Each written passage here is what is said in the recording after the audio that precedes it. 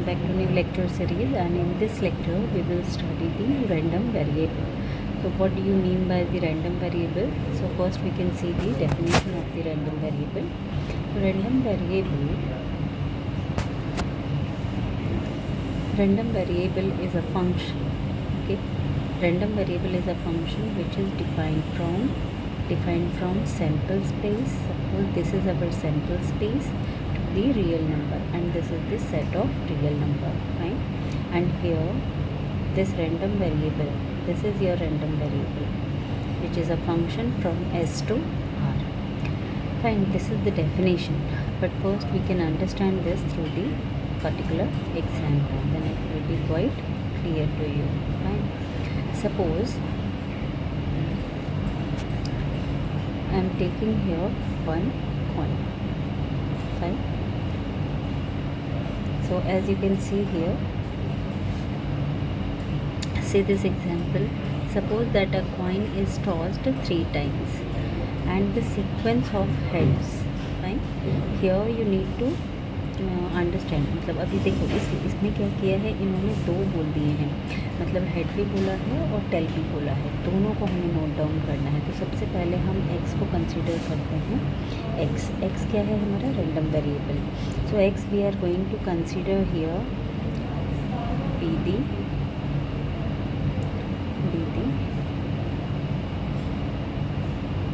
Number of heads. ठीक है, हर एक क्वेश्चन के अंदर आपको ये गिवन होगा कि आपको किसको रैंडम वेरिएबल कंसीडर करना है। अगर ये रैंडम वेरिएबल का क्वेश्चन है तो आपको एक ऐसा पॉइंट होगा जिसको नोट डाउन करना है। ठीक, अब नंबर ऑफ कॉइन्स हम कितने टॉस कर रहे हैं, 3 कॉइन्स टॉस कर रहे हैं।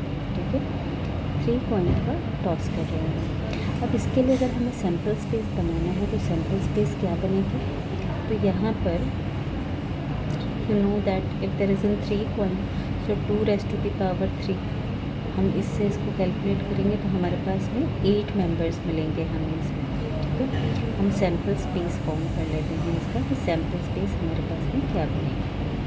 ठीक, तो ये हो जाएगा हमारे पास में सैम्पल स्पेस।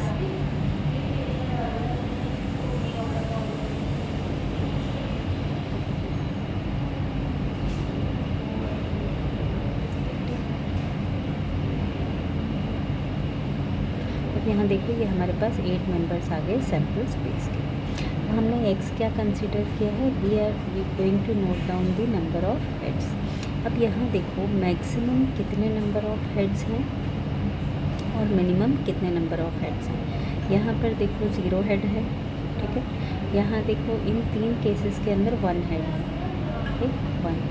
फिर आगे देखते हैं कि यहाँ पर 2 हेड हैं, कितने केसेस हैं इसके भी, तो ये 2 हेड्स हो गया। फिर इसमें नेक्स्ट देखो 3 हेड्स हैं, इससे ज़्यादा हमारे पास में हेड नहीं हो सकते। तो यहाँ पर जो सीक्वेंस है हमने उसको आइडेंटिफाई कर लिया। ठीक, अब यहाँ हमें ये बोला हुआ है कि we have to note down, what we have to note down, we have to note down दी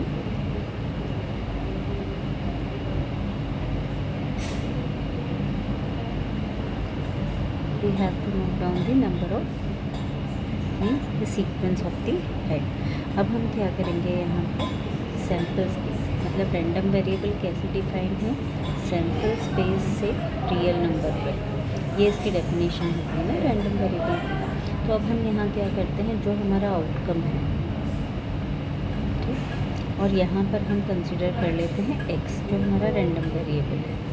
ठीक, यहाँ देखते हैं अगर हमारे पास रैंडम वेरिएबल 0 है तो हमारे पास में आउटकम कितने हो जाएंगे, यहाँ पे एक ही आउटकम होगा, वो क्या होगा, tell tell tell.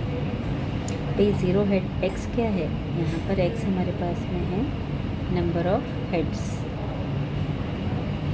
Number of heads. Fine, अब अगर एक्स हमारे पास में नंबर ऑफ हेड्स है तो अगर 0 हमारे पास में हेड आ रहे हैं तो सैम्पल स्पेस के अंदर कौन सा केस इसके लिए फेवरेबल होगा, टेल टेल टेल वाला। अगर 1 हेड आते हैं तो कौन से केसेस आ जाएंगे इसके अंदर, आ जाएगा tail tail head tail head tail tail. ठीक, अगर हम इसमें 2 आ जाते हैं, 2 हेड, तो हमारे पास में कौन कौन से ऑप्शंस आ जाएंगे, head head tail, head tail head and tail head head. ठीक, अगर हमारे पास 3 आ जाते हैं तो हमारे पास में ऑप्शन एक ही है। ठीक है, तो ये हमारे पास में नंबर ऑफ हेड्स है, इसी को हम कहते हैं रैंडम वेरिएबल। ठीक, और ये हमारे पास में आउटकम है, और ये कहाँ से आ रहा है, सैम्पल स्पेस से आ रहा है। अब आप देखो, ये जो x है, x को हमने कहाँ से उठाया, हमने उठाया सैम्पल स्पेस से, और कहाँ ले गए हम, ये जो नंबर्स हैं ये किसके नंबर्स हैं, रियल नंबर्स का जो सेट होता है उसके। तो ये हमारी डेफिनेशन है कि x जो है ऐसा फंक्शन होता है जो डिफाइन होता है सैम्पल स्पेस से R3। देखो इस पर्टिकुलर एग्जाम्पल के अंदर इसमें लिखा हुआ है एस एक्स यहाँ क्या रिप्रेजेंट कर रहा है, सैम्पल स्पेस है किसकी, रैंडम वेरिएबल की। तो वो कितनी है, 0 1 2 एंड 3। ये हमारे पास में रैंडम वेरिएबल होगा। ठीक है, okay. Next example you can see in this, if x is a random variable, the sum obtained in rolling a pair die. अब यहाँ मैंने क्या बोला है कि x जो है वो क्या है हमारा, कि हम 2 डाइस को थ्रो कर रहे हैं, तो जो फ्रंट सरफेस आएगी उनका जो सम होगा। अब आप यहाँ देखो, अगर हम बात करें डाइस की तो उस पर 1 to 6, 1 2 3 4 5 एंड 6, एक डाइस के ऊपर जो है 6 नंबर्स मेंशन होंगे। तो हमारा एक डाई के लिए जो हमारा सैम्पल स्पेस बनेगा वो ये बनेगा। अगर हमारे पास 2 डाइस है ना, तो हम 2 डाइस को एक साथ में थ्रो कर रहे हैं, तो कॉम्बिनेशंस क्या क्या बन सकते हैं उसमें पे? तो हमें सबसे पहले यहाँ पर उसका क्या करना पड़ेगा, सैम्पल स्पेस बनाना पड़ेगा। ठीक, सैम्पल स्पेस बनाने के बाद में हम चेक करेंगे कि उसका सम कितना है। तो हम इसकी यहाँ पर सबसे पहले सैम्पल स्पेस काउंट कर लेते हैं। तो सैम्पल स्पेस क्या बनेगी, जब 2 डाइस रोल हो रहे हैं तो 2 रेस्ट यहाँ पर हमारे पास में क्या आ जाएगा, आउटकम कितने हैं, 6 हमारे पास में। तो यहाँ पर 6 रेस्ट की पावर, तो we will get 36 outcome. Fine, 36 outcomes जब हमारे पास में आएंगे तो हमें यहाँ पर सैम्पल स्पेस में टोटल 36 मेंबर्स मिलने वाले हैं। तो हमें उनके कॉम्बिनेशन हम एक बार देख लेते हैं, क्या कॉम्बिनेशन और क्या पॉसिबल केसेस बनेंगे हमारे पास में।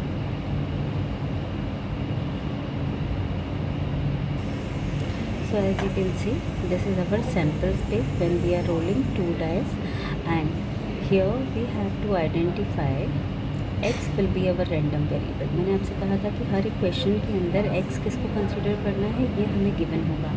यहाँ हमें ये बोला है कि x जो होगा वो क्या होगा, सम होगा किसका, जैसे हमने 2 डाई को थ्रो किया तो जो फ्रंट फेसेस पे जो भी डिजिट्स आए हैं, तो सैम्पल स्पेस तो हमारे पास में पूरा ये आप लोगों के सामने है, ये सैम्पल स्पेस बनेगा, 36 कॉम्बिनेशंस आएंगे इसमें। अब x के लिए, x हमारा रैंडम वेरिएबल है, वो क्या है, random the sum obtained in rolling a pair dice. Right, pair of dice बोला है, तो यहाँ पर हमने क्या किया कि x हम देखते हैं, तो सम ऑफ फ्रंट फेसेस, मतलब कि जो ऊपर की तरफ सरफेस पे आएगा उसका हमें सम। तो सम क्या क्या पॉसिबल है, सपोज करो दोनों डाइस के ऊपर 1 1 आ गया, तो कहाँ से स्टार्ट होगा, 2 से स्टार्ट होगा। ठीक है, सम ये देखो, अगर दोनों डाइस के ऊपर 1 1 आ जाता है तो सम कितना है हमें काउंट करना है, 2। तो ये हमारा x होगा, x क्या होगा, दोनों डाइस के फ्रंट फेस पे जो सम आया है वो। नेक्स्ट क्या होगा, आप ये देखो, यहाँ से हमें कितना मिलेगा, 3। इन दोनों को अगर आप चेक करते हो तो इनका सम कितना हो जाएगा, 3। इनको देखिए तो यहाँ पर हमारे पास में कितना आ जाएगा, 4। यहाँ वाले पेयरिंग को अगर आप चेक करते हैं तो कितना आ जाएगा, 5। यहाँ वाले पेयर्स को आप चेक करेंगे तो कितना आ जाएगा, 6। यहाँ वाले पेयर्स को आप चेक करेंगे तो कितना आ जाएगा, 7। अब हम चलते हैं नेक्स्ट में, ये हमारे पास 7 आ गया। फिर हम चलते हैं, ये देखो ये सारे कॉम्बिनेशन जो हमारे पास में आएंगे ये कितने के आ गए, 8। ठीक, फिर हम यहाँ चलते हैं, ये पूरे कितने हो गए, 9। ठीक, नेक्स्ट को चेक करते हैं, ये हो गए हमारे पास में 10 11 एंड 12। तो ये हमारे पास में रैंडम वेरिएबल बन गया। अब आप देखो कि हमने रैंडम वेरिएबल कहाँ से डिफ़ाइन किया, तो हमने ये सैम्पल स्पेस से उठाए हैं एलिमेंट्स, और हमने क्या करा, इनको डिजिट्स में कन्वर्ट कर दिया, तो ये कहाँ आ गए, रियल नंबर के उसमें। So this is your random variable.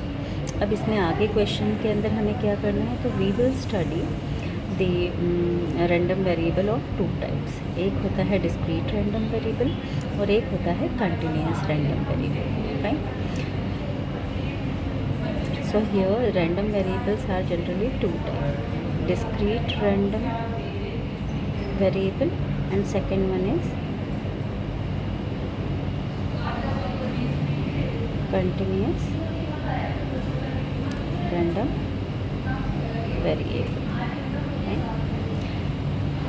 Discrete random variable and continuous random variable we will study in the next lecture. Thank you.